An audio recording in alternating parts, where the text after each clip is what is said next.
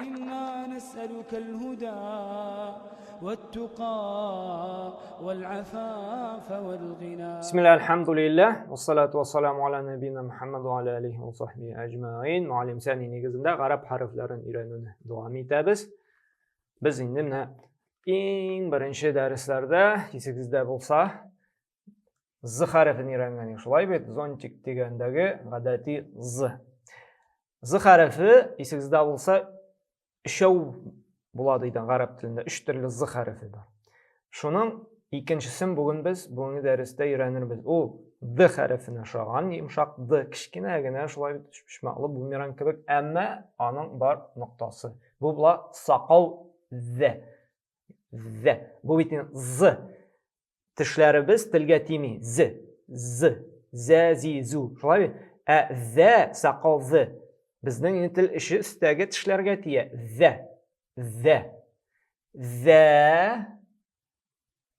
Zi ham zu.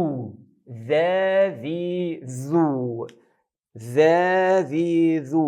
Ayda birar so'z yo'qmi ekan? Qorayali kitobdan iz, muz, xuz. Xuz ol degan so'z. Возьми, beri.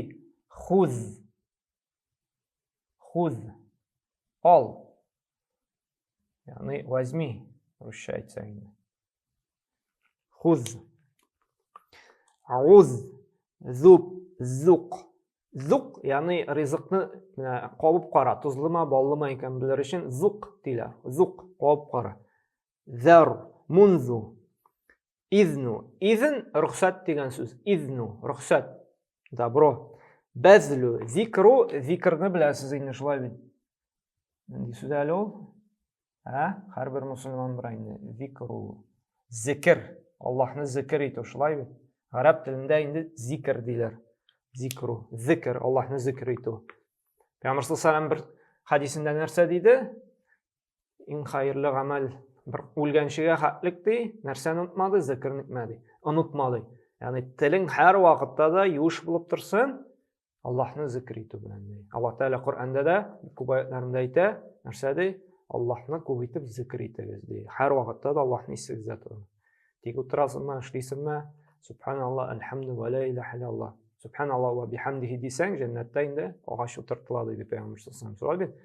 Ham tilingni gil zikrga ko'niktirsang, sening tiling gil yaxshi so'zlarga nasiblayashak. Aning pishiroq, g'aybat, yolg'on, bo'xton, ham boshqa noshir so'zlarga endi niye qolmayashaq, hali qolmayashaq, tilagida bo'lmayashaq. Chunki til gil ko'niksa xayrli so'zlarga, u gil xayrligini silab turashaq. Shunga ko'ra eng xayrli tili bizning amali til zikri ul Allohni zikr etu. Zikrning eng xayrli turi narsa? Qur'on o'qu. Qur'on o'qu eng xayrli zikrlarning birisi. Ham biz shunida endi shunga o'rganamiz. Zihnu nasıl tatar so'zi? Zihnu. Zihin. Tatar so'zi bo'lsa. Zihin. Voy bit.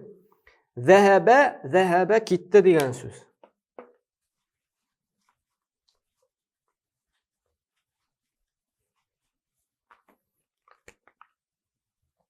Zahaba ketdi. O'shol. Ketdi. Zahaba. Mazhabu mansini mazhab. Mazhabu.